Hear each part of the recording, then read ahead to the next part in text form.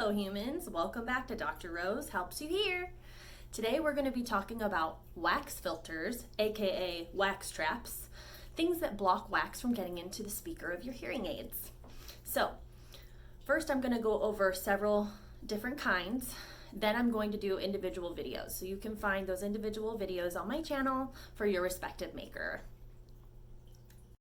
Welcome back to Dr. Rose Helps You Hear. I'm going to show you how to change a Phonak Marvel hearing aid filter.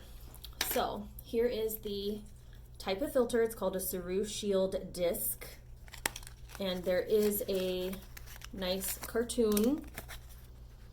Although this cartoon shows you using your thumbs, I'm going to show you an easier way to get this little disc to change to the new filter. It rotates. So this is not a stick version.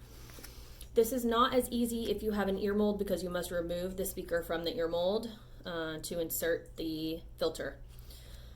So first we're going to make sure our hands are nice and clean. We're going to wipe off our dome with our hearing aid spray by Audiologist Choice. Just a couple spritzes and wipe down the dome and any wax that you see on the filter, on the speaker.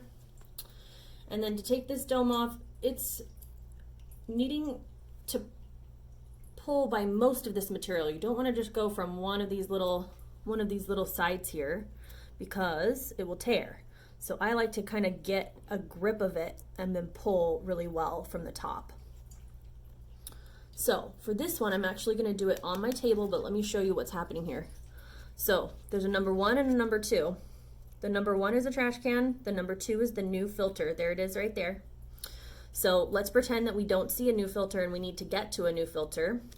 I like to place this in my hand, put 2 fingers on each side, and then twist. And you'll hear it click to the new filter. That's how you get to new and easy. If you're doing it with your thumbs, it's a little bit awkward.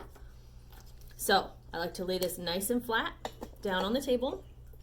Then I'm going to push almost like a rocking sensation. If you go straight down into here, because this speaker is actually a little bit angled, you don't want to necessarily, I don't know if you can tell, but this is kind of pointing that way.